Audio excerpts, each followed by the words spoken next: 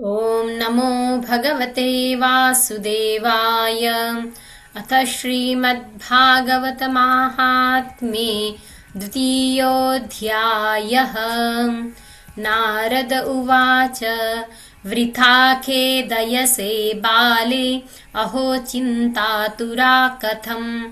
श्रीकृष्णचरणाम्भोजं स्मर दुःखं गमिष्यति। द्रौपदी च परित्राता येन कौरवकश्मलात्। पालिता गोपसुन्दर्यः स कृष्णः क्वापि नो गतः। त्वं तु भक्तिप्रिया तस्य सततं प्राणतोऽधिका। त्वयाहूतस्तु भगवान् याति नीचगृहेष्वपि। सत्यादित्रियुगे बोद्ध वैराग्यौ मुक्तिसाधकौ। कलौ तु केवला भक्तिर्ब्रह्म सायुज्यकारिणी। इति निश्चित्य चिद्रूपः सद्रूपां त्वां ससर्जः। परमानन्दचिन्मूर्तिः सुन्दरीं कृष्णवल्लभां। बद्धाञ्जलिं त्वया पृष्टं किं करोमीति चैकदा। त्वां तदा ज्ञापयत् कृष्णो मद्भक्तान् पोषयेति च। अङ्गीकृतं त्वया तद्वै प्रसन्नो भूद्धरिस्तदा। मुक्तिं दासीं ददौ तुभ्यं ज्ञानवैराग्यकाविमौ। पोषणं स्वेन रूपेण वैकुण्ठे त्वं करोषि च। भूमौ भक्तविपोषाय छायारूपं त्वया कृतं। मुक्तिं ज्ञानं विरक्तिं च सह कृत्वा गता भुवि। कृतादिद्वापरस्यान्तं महानन्देन संस्थिता। कलौ मुक्तिः क्षयं प्राप्ता पाखण्डामयपीडिता। त्वदाज्ञया गता शीघ्रं वैकुण्ठं पुनरेव सा। स्मृता त्वयापि चात्रैव मुक्तिरायाति याति च। पुत्रीकृत्य त्वयेमौ च पार्श्वे स्वस्यैव रक्षितौ। उपेक्षातः कलौ मन्दौ वृद्धौ जातौ सुतौ तव। तथापि चिन्तां मुञ्च त्वम् उपायं चिन्तयाम्यहम्। कलिना सदृशः कोऽपि युगो नास्ति वरानने। तस्मिंस्त्वां स्थापयिष्यामि गेहे गेहे जने जने। अन्यधर्मांस् तिरस्कृत्य पुरस्कृत्य महोत्सवान्। तदा नाहं हरेर्दासो लोके त्वां न प्रवर्तये। त्वदन्विताश्च ये जीवा भविष्यन्ति कलाविह। पापिनोऽपि गमिष्यन्ति निर्भयं कृष्णमन्दिरम्। येषां चित्ते वसेद्भक्तिः सर्वदा प्रेमरूपिणी। न ते पश्यन्ति कीनाशं स्वप्नेऽप्यमलमूर्तयः। न प्रेतो न पिशाचो वा राक्षसो वासुरोऽपि वा। भक्तियुक्तमनस्कानां स्पर्शनेन प्रभुर्भवेत्। न तपोभिर्न वेदैश्च न ज्ञानेनापि कर्मणा। हरिर्हि साध्यते भक्त्या प्रमाणं तत्र गोपिकाः। नृणां जन्म सहस्रेण कलौ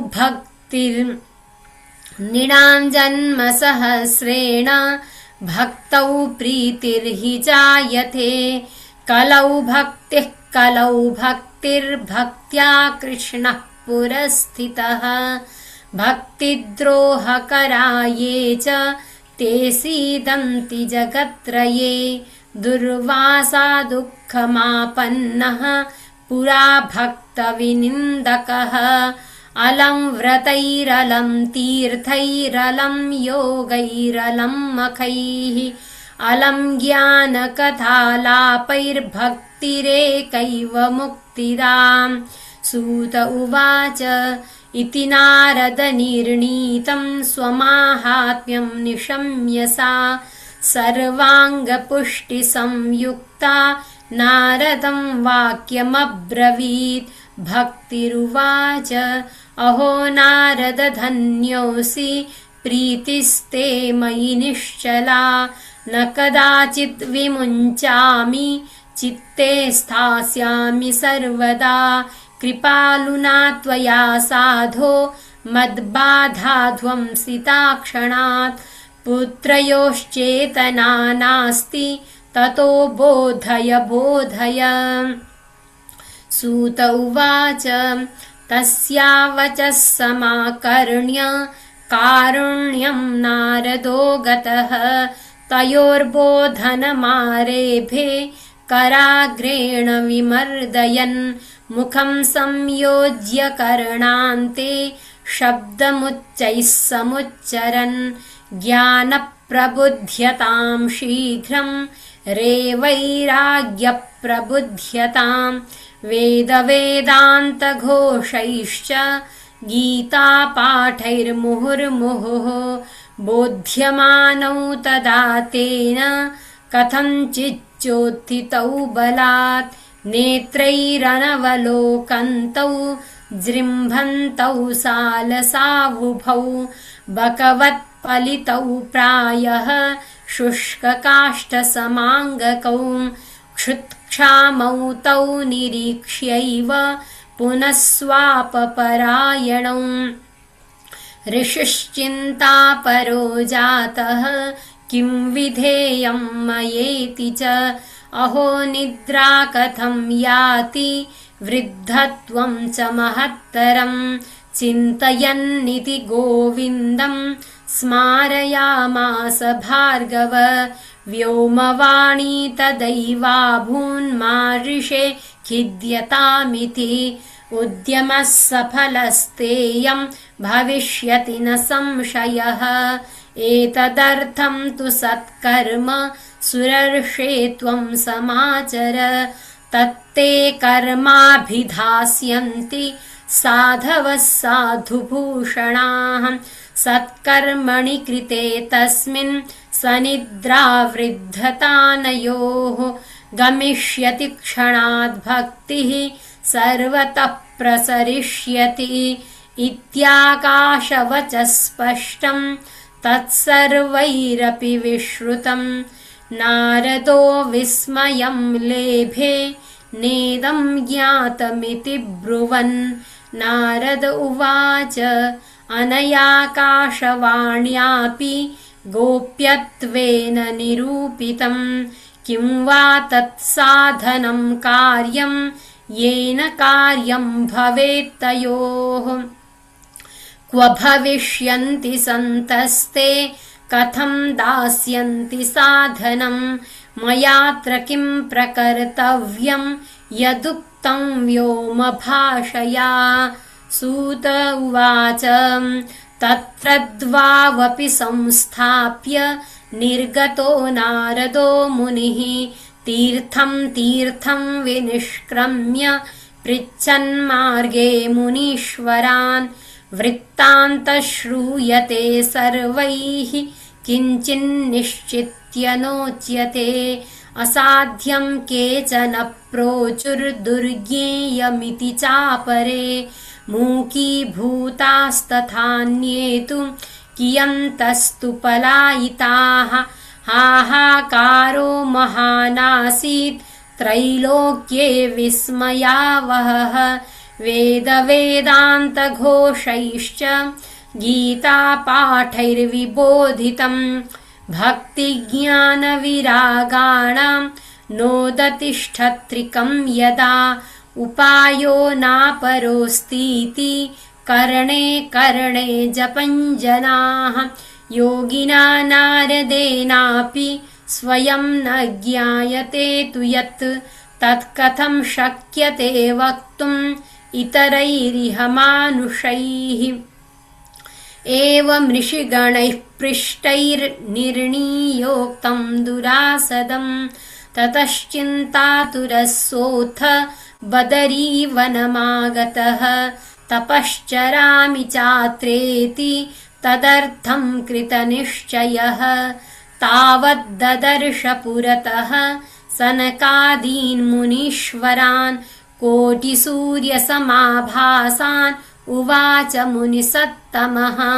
नारद उवाच इदानीं भूरिभाग्येन भवद्भिः सङ्गमो भवत् कुमारा ब्रूयतां शीघ्रं कृपां कृत्वा ममोपरि। भवन्तो योगिनः सर्वे बुद्धिमन्तो बहुश्रुताः पञ्चहायनसंयुक्ताः पूर्वेषामपि पूर्वजाः सदा वैकुण्ठनिलया हरिकीर्तनतत्पराः लीलामृतरसोन्मत्ताः कथामात्रैकजीविनः। हरिः शरणमेवं हि नित्यं येषां मुखे वचः अतः कालसमादिष्टा जरायुष्मान्न बाधते येषां भ्रूभङ्गमात्रेण द्वारपालौ हरेः पुरा। भूमौ निपतितौ सद्यो यत्कृपातः पुरङ्गतौ अहो भाग्यस्य योगेन दर्शनं भवतामिह। अनुग्रहस्तु कर्तव्यो मयि दीने दयापरैः अशरीरगिरोक्तं यत् तत्किं साधनमुच्यताम् अनुष्ठेयं कथं तावत् प्रब्रुवन्तु सविस्तरम्।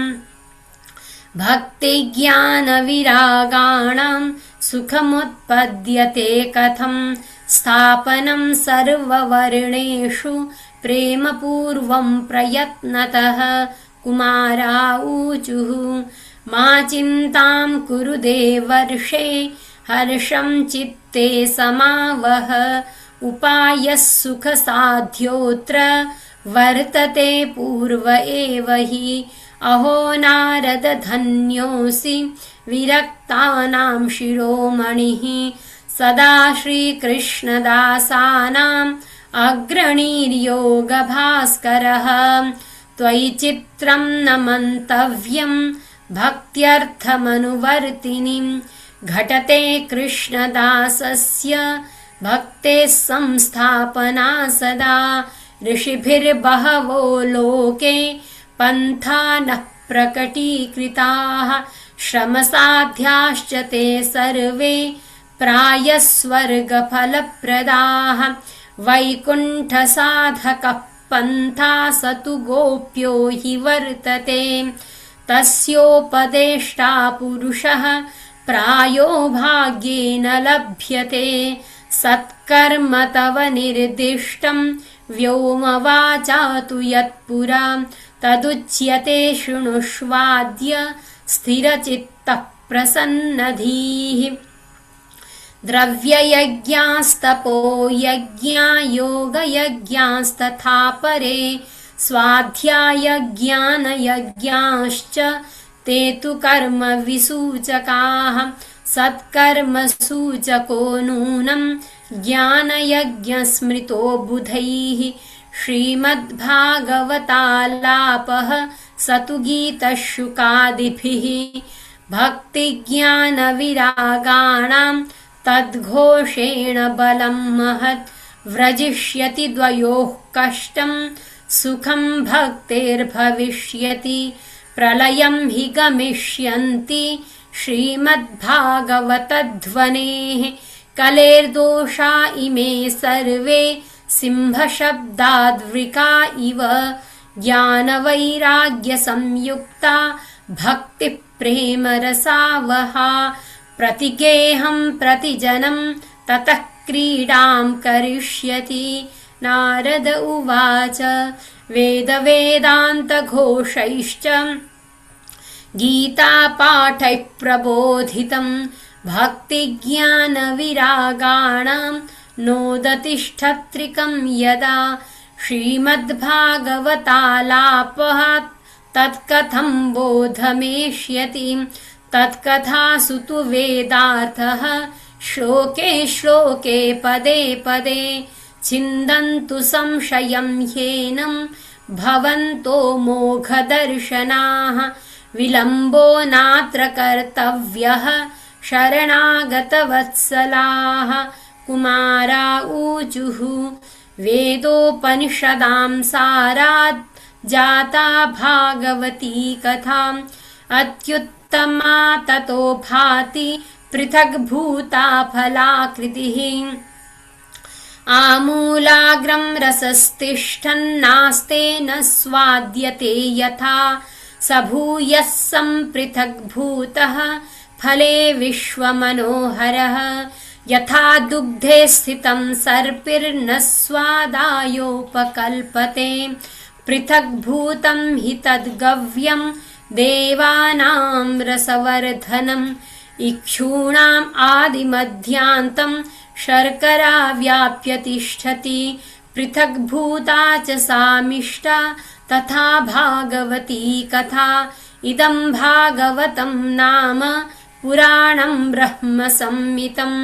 भक्तिज्ञानविरागाणां स्थापनाय प्रकाशितं वेदान्तवेदसुस्नाते गीतायापि कर्तरि परितापवति व्यासे मुह्यत्यज्ञानसागरे तदा त्वया पुरा प्रोक्तं चतुश्लोकसमन्वितं तदीयश्रवणात् सद्यो निर्बाधो बादरायणः तत्र ते विस्मयः केन यतः प्रश्नकरो भवान् श्रीमद्भागवतं श्राव्यं शोकदुःखविनाशनं नारद उवाच यद्दर्शनं च विनिहन्त्यशुभानि सद्यः श्रेयस्तनोति भवदुःखदवार्दितानां निःशेषशेषमुखगीत कथैकपानाः प्रेमप्रकाशकृतये शरणं गतोऽस्मि भाग्योदयेन बहुजन्मसमर्जितेन सत्सङ्गमं च लभते पुरुषो यदा वै अज्ञानहेतुकृतमोह मदान्धकार नाशं विधाय हि तदोदयते विवेकः नाशं विधाय हि तदोदयते विवेकः। जय जय श्रीमद्पद्मपुराणे उत्तरखण्डे श्रीमद्भागवतमाहात्म्ये कुमारनारदसंवादो नाम द्वितीयोऽध्यायः। ॐ नमो भगवते वासुदेवाय। जय श्रीमन्नारायण।